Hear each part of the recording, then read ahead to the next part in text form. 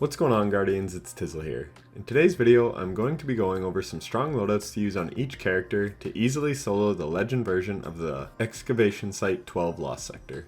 Before we look at the builds, let's take a look at the modifiers in this Lost Sector. We have the usual legend modifiers of locked loadout, match game, extra shields, and limited revives. This is a Cabal Lost Sector, so we're dealing with Barrier Colossus and Unstoppable Incendiors. The destination modifier is Memory of a Bygone Past, which increases arc and knockback damage. The Cabal modifier is Scorched Earth, meaning enemies will throw more grenades. And lastly, we have Solar Burn, which increases solar damage both dealt and received by 50%.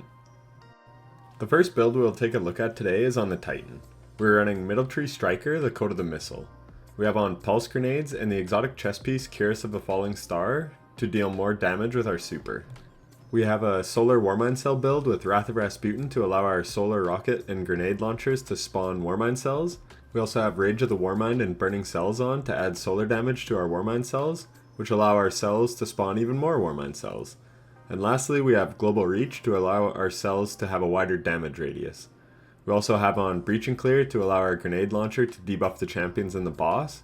We're running a bunch of rocket launcher ammo finders, reserves, and scavengers so we can spam our rocket launcher, which is the exotic rocket Eyes of Tomorrow.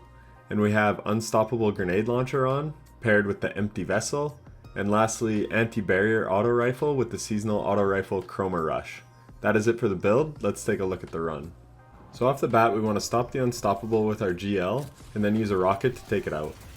Unfortunately, I lock one rocket onto a red bar, which leaves the Unstoppable one shot. Try not to do this. Clean up the rest of the ads and then move on to the next room.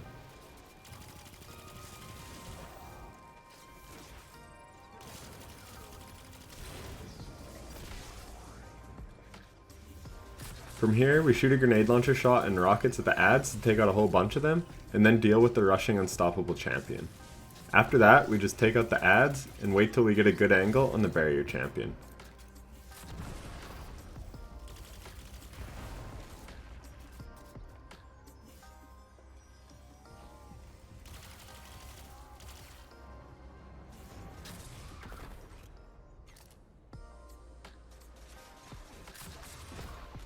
Once he comes out, debuff him with the GL, and shoot a volley of rockets to clean him up.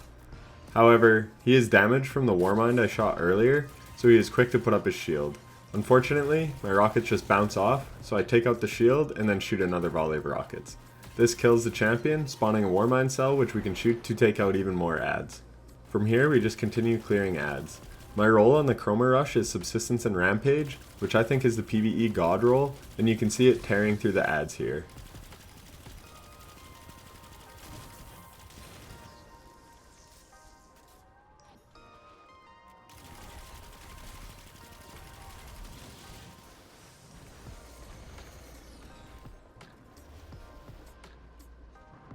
Another Unstoppable rushes, and we finally kill it the way it should be, by shooting one grenade launcher shot to stun and debuff it, and then following up with a volley of rockets.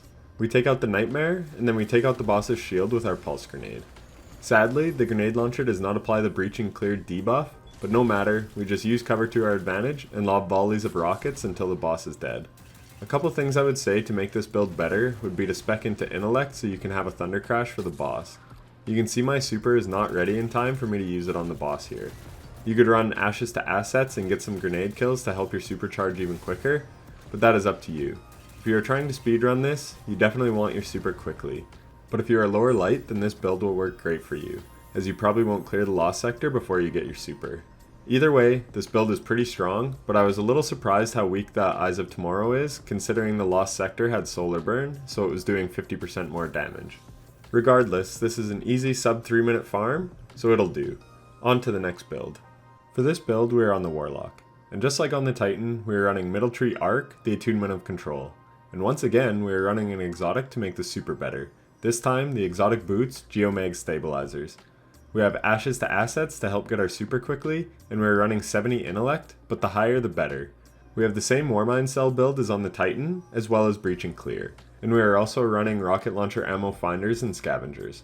But this time we are running the exotic grenade launcher Witherhoard for dealing with unstoppables and applying the Breach and Clear debuff, and we have the Pleiades Corrector on with the anti-barrier scout rifle for the barrier champions. Lastly, we have the solar rocket launcher Hezen Vengeance. Our role has Impulse Amplifier and Vorpal Weapon, so it is great for dealing with the champions and the boss. That is it for the build. Let's have a look at the run. This run is very similar to the last one, but for some reason the solar damage from the rocket explosion doesn't cause Warmind cells to spawn. I'm not really sure what the cause of that is here. And on the boss, once again the grenade launcher does not apply the debuff to the boss.